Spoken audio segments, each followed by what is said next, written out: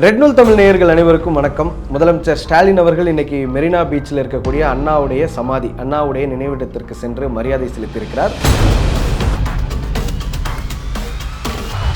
இன்னொரு பக்கம் பார்த்தோம்னா எதிர்க்கட்சி தலைவர் முன்னாள் முதலமைச்சர் எடப்பாடி பழனிசாமி அவர்களும் அண்ணாவுடைய நினைவிடத்திற்கு சென்று மாலை அணிவித்து மரியாதை செலுத்தியிருக்கிறார். லைகா புரொடக்ஷன்ஸ் சுபாஸ்கரன் வழங்கும் அனுபமா பரமேஸ்வரன் நடிப்பில் லாக்டவுன் உங்கள் அபிமான திரையரங்குகளில் வெற்றி நடை போடுகிறது.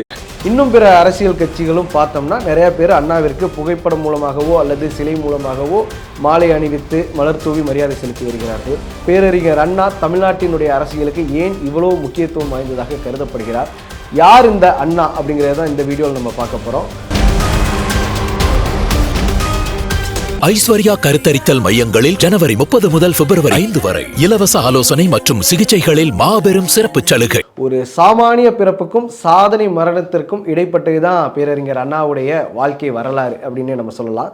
செப்டம்பர் 15, 1909 சின்ன காஞ்சிபுரத்தில் பிறந்தவர் தான் பேரறிஞர் அண்ணா.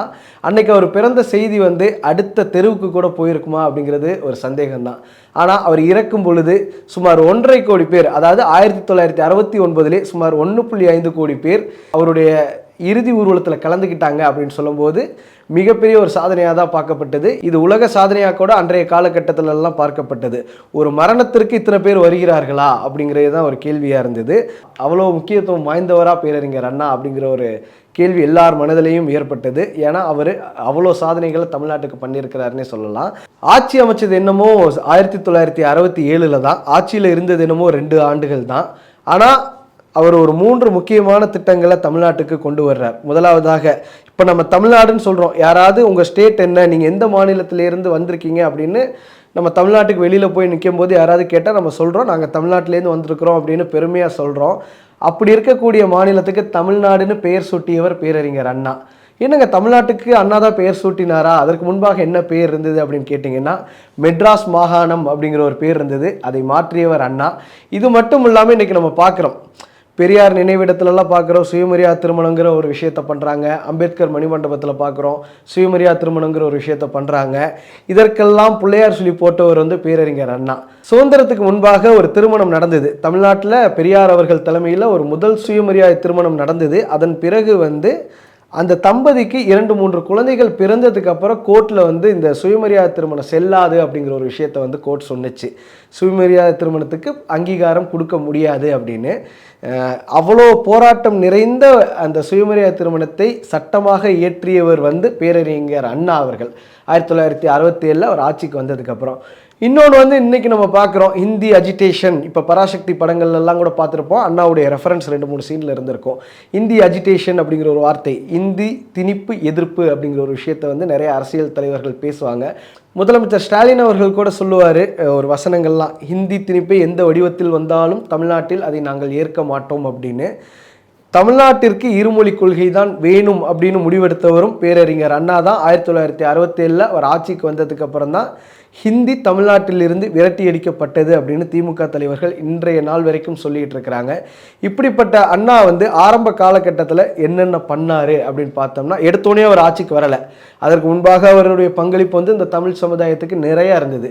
பெரியாருடைய தம்பிகள் அப்படின்னு பார்த்தோம்னா சிலர் இருப்பாங்க, பட்டுக்கோட்டை அழகிரி இருப்பாங்க, கலைஞர் கருணாநிதி அவர்கள் இருக்கிறாரு, நாவலர் நெடுஞ்செழியன் இருக்கிறாரு.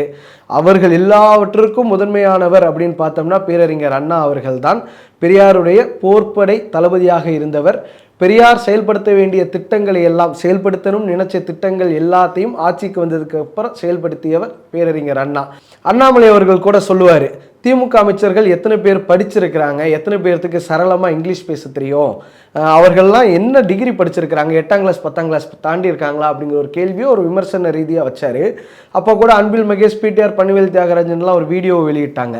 ஆனால் 1960களுக்கு முன்பாகவே, அதாவது 1947 நம்ம சுதந்திரம் வாங்குகிறோம், சுதந்திரத்துக்கு முன்பாகவே அண்ணா அவர்கள் பிஜி டிகிரி முடித்தவர் சென்னை பச்சையப்பன் கல்லூரியில். சின்ன காஞ்சிபுரத்தில் ஏதோ ஒரு நெசவாளர் குடும்பத்தில் பிறந்த அவர் பச்சையப்பன் கல்லூரியில் வந்து பிஜி முடிச்சாருன்னு சொன்னால் யாரும் நம்ப முடியுதா? கல்விக்கு முக்கியத்துவம் கொடுத்தவர் அப்படின்னே நம்ம சொல்லலாம். அண்ணா அவர்களோ நாவலர் நெடுஞ்செழியன் அவர்களோ இவர்கள் எல்லாருமே மெத்த படித்தவர்கள் அப்படின்னே நம்ம சொல்லலாம்.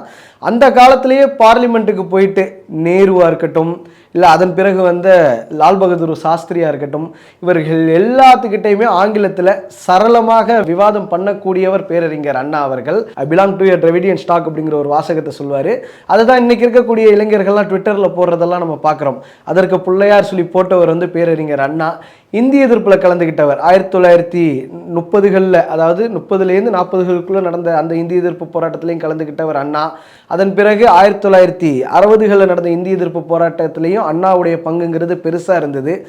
இப்படி பெரியாரோட போர்ப்படை தளபதியாக இருந்தவர் அண்ணா. நாவலர் நெடுஞ்செழியன், எம்ஜிஆர் இவர்கள் எல்லாருக்குமே அவர் தான் அண்ணா.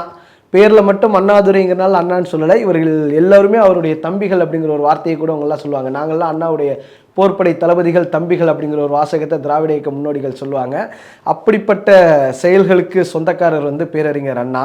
அன்றைய காலகட்டமும் சரி, இன்றைய காலகட்டமும் சரி, கவர்மெண்ட் ஜாப்னா எவ்வளோ பெரிய குதிரை கொம்புன்னு நம்ம எல்லாத்துக்குமே தெரியும். அப்படிப்பட்ட விஷயங்கள் எல்லாத்தையுமே விட்டுட்டு பெரியார் பின்னாடி நின்றவர் பேரறிஞர் அண்ணா. குறிப்பாக சொல்லணும்னா எழிலன் அவர்கள் வந்து சட்டப்பேரவையில் ஒரு தீர்மானம் கொண்டு வந்தார். மூட நம்பிக்கைகள் தொடர்பாக வந்து ஒரு தீர்மானம் கொண்டு வந்தார். அதை பற்றியெல்லாம் நிறையா புத்தகமே போட்டிருக்கிறார் அண்ணா அவர்கள். ஒரு மாணவர், பேராசிரியர், பத்திரிகையாளர், இப்படி எப்படி வேணாலும் அவர் சொல்லலாம். திரைப்படம் சார்ந்த அவர் பணியாற்றி இருக்கிறார். எப்படி கலைஞர் அவர்கள் வந்து பராசக்திக்கு திரைக்கதை வசனம்லாம் எழுதினார்னு நம்ம சொல்கிறோமோ, அதே மாதிரி அண்ணாவும் நிறையா திரைப்படங்களுக்கு தன்னுடைய பங்களிப்பை செலுத்தியவர்.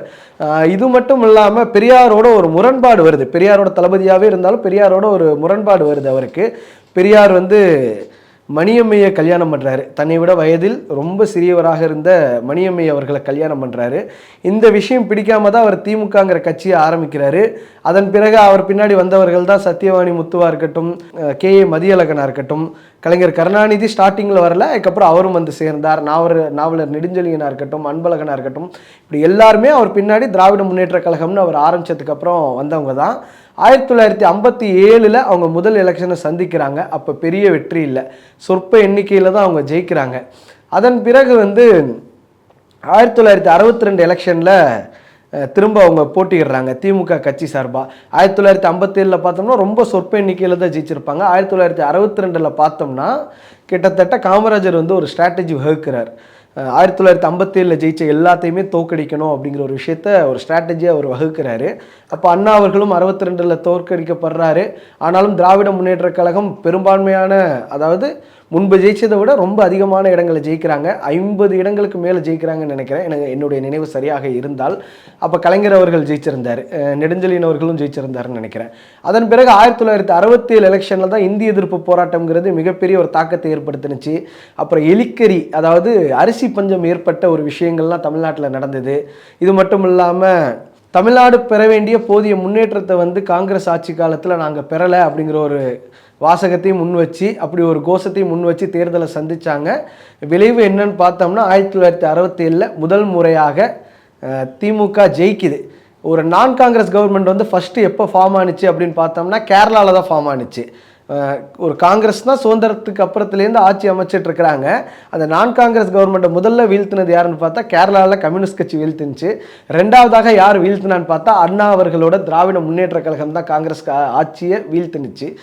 அப்படிப்பட்ட பேர்களுக்கு சொந்தக்காரர் அண்ணா அவர்கள்.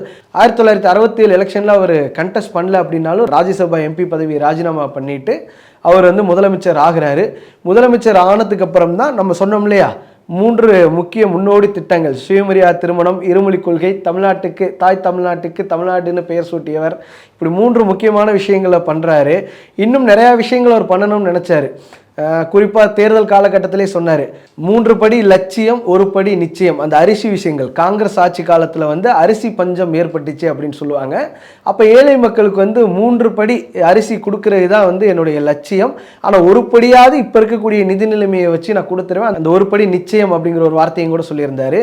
அவர் மறைவுக்கு அப்புறம் கருணாநிதி அவர்கள், கலைஞர் மு. கருணாநிதி அவர்கள் வந்து முதலமைச்சர் ஆகிறாரு. கலைஞர் அவர்கள் ஆனதுக்கு அப்புறமும் கூட எம்ஜிஆர் அவர்கள் அவரோட ஒரு முரண்பாடு ஏற்படுது. 2வது எலெக்ஷனில் 1971 எலெக்ஷனில் கலைஞர் அவர்கள் 2வது முறை ஜெயிக்கும் போது ஒரு முரண்பாடு வருது. அதன் பிறகு வந்து எம்ஜிஆர் அந்த கட்சியை விட்டு விலகிறார். புதுசாக அதிமுக தான் ஒரு கட்சி ஆரம்பிக்கிறார். அண்ணா அவர்கள் கூட சொல்லியிருப்பார், நான் கொண்டு வந்த இந்த 3 முக்கியமான திட்டங்கள் தமிழ்நாட்டில் செயல்பாட்டில் இருக்கிற வரைக்கும் இந்த தமிழ்நாட்டை அண்ணாதுரை தான் ஆள்கிறான் என்பது பொருள் அப்படிங்கிற ஒரு விஷயத்த சொல்லியிருப்பார். அவர் சொன்ன மீனிங் என்னென்னா, என்னையை தவிர்த்துட்டு யாரும் இந்த தமிழ்நாட்டில் அரசியல் பண்ண முடியாது அப்படிங்கிறது தான். எம்ஜிஆர் அவர்கள் கூட என்ன சொன்னார்னா, திமுகங்கிற கட்சி வந்து முழுக்க முழுக்க கருணாநிதி அவர்கள் கண்ட்ரோலில் போயிடுச்சு. அது அண்ணாவினுடைய கொள்கை வழியில் நடக்கலை. அதனால் நான் ஆரம்பிக்கக்கூடிய கட்சி தான் அண்ணாவினுடைய கொள்கைப்படி நடக்கும். அதனால் என்னுடைய கட்சிக்கே நான் அண்ணா திராவிட முன்னேற்ற கழகம்னு பேர் வைக்கிறேன் அப்படிங்கிற ஒரு விஷயத்த சொன்னார். அதன் பிறகு கூட இன்னொன்று விஷயம் தமிழ்நாட்டில் நடந்தது. 1967 வரைக்கும், அந்த எலெக்ஷனுக்கு முன்னாடி வரைக்கும் காங்கிரஸ் தான் ஆட்சியில் இருந்தது. அதன் பிறகு வந்து காங்கிரஸ் கட்சியும் சரி, இன்னும் பிற தேசிய கட்சிகளும் சரி, தமிழ்நாட்டிற்கு ஆட்சிக்கு வரவே முடியலை அவங்களால. அந்த மாதிரி ஒரு பிள்ளையார் சொல்லி போட்டவரும் அண்ணா தான். என்னதான் ஒரு இறை நம்பிக்கை இல்லை அப்படின்னாலும் இந்த பிள்ளையார் சொல்லிங்கிற வார்த்தையை வந்து அவர் பற்றி பேசும்போது அடிக்கடி பயன்படுத்தக்கூடியதாக இருக்கிறது. இவ்வளவு சாதனைகளுக்கு சொந்தக்காரரான அண்ணாவின் பெயரை தான் நம்ம பல இடங்களுக்கு வச்சுருக்கிறோம்.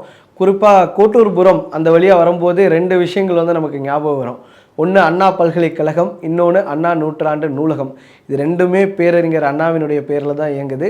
இன்னொன்று தமிழ்நாட்டில் நம்ம சென்னையில் தலைநகரத்திலே பார்த்தோம்னா அண்ணா மேம்பாலம்ங்கிற ஒரு விஷயம் இருக்குது. இன்னும் அண்ணா பேரில் பல விஷயங்கள் வந்து இருக்குது. ஏன்னா பெரிய தலைவர்களை நினைவு கூறும் வகையில் தான் இந்த விஷயங்களை வந்து அடுத்தடுத்த ஆட்சியாளர்கள் பண்ணுறாங்க. திமுக ஆட்சியில் வந்தாலும் சொல்லுவாங்க, அதிமுக ஆட்சியில் வந்தாலும் சொல்லுவாங்க, இது பெரியார் மண் அப்படிங்கிற ஒரு விஷயத்த சொல்லுவாங்க. சிலர் அதுலேருந்து முரண்படுவாங்க. என்னன்னா, இது பெரியார் மண் மட்டுமல்ல, பெரியார் அவருடைய தம்பி அண்ணாவினுடைய மண் அப்படிங்கிற ஒரு விஷயத்தையும் கூட சொல்லுவாங்க. அப்படிப்பட்ட பேரறிஞர் அண்ணாவினுடைய 57வது நினைவு நாள் இன்னைக்கு. அவருடைய கொள்கைகள் படி இனி வரக்கூடிய ஆட்சியாளர்களும் நடப்பாங்க அப்படிங்கிறத நம்ம நம்புவோம். திமுக எப்போவுமே சொல்லுவாங்க, நாங்கள் அண்ணா வழியில் தான் எங்களுக்கு ஒரே வழி. இன்னைக்கு கூட ட்விட்டரில் போட்டிருந்தாங்க, அண்ணா வழியில் நம்ம எல்லா ஒடுக்குமுறைகளையுமே எதிர்கொள்வோம் அப்படின்னு. அண்ணா திமுக இன்னொரு சைடு சொல்லுவாங்க, எங்கள் கட்சியினுடைய பெயரே வந்து அண்ணாவின் பெயரை கொண்டு தான் இருக்குது. அண்ணாவை விமர்சனம் பண்ண காரணத்துக்காகவே நாங்கள் கடந்த காலத்தில் வந்து ஜெயிக்க முடியும், அந்த கூட்டணியில் இருந்திருந்தால் ஜெயிக்க முடியும், பாஜக கூட்டணியில் இருந்தால் நாங்கள் 2024 கணிசமான இடங்களை ஜெயிச்சிருக்க முடியும். அப்படி இருந்தும் கூட அண்ணாவை விமர்சனம் பண்ண காரணத்தினால் நாங்கள் வெளியில் வந்திருக்கிறோம் அந்த கூட்டணியை விட்டு அப்படிங்கிற ஒரு விஷயத்த சொல்கிறாங்க. எது எப்படியாக இருந்தாலும் தமிழ்நாடு அப்படிங்கிறது அண்ணாவினுடைய வழியிலேயே தொடர்ந்து இயங்கும், செயல்படும் அப்படிங்கிறத நம்ம வரும் காலங்களில் எதிர்பார்க்கலாம். லைகா புரொடக்ஷன்ஸ் சுபாஸ்கரன் வழங்கும் அனுபமா பரமேஸ்வரன் நடிப்பில் லாக்டவுன் உங்கள் அபிமான திரையரங்குகளில் வெற்றி நடை போடுகிறது. ஐஸ்வர்யா கருத்தரித்தல் மையங்களில் ஜனவரி 30 முதல் பிப்ரவரி 5 வரை இலவச ஆலோசனை மற்றும் சிகிச்சைகளில் மாபெரும் சிறப்பு சலுகை.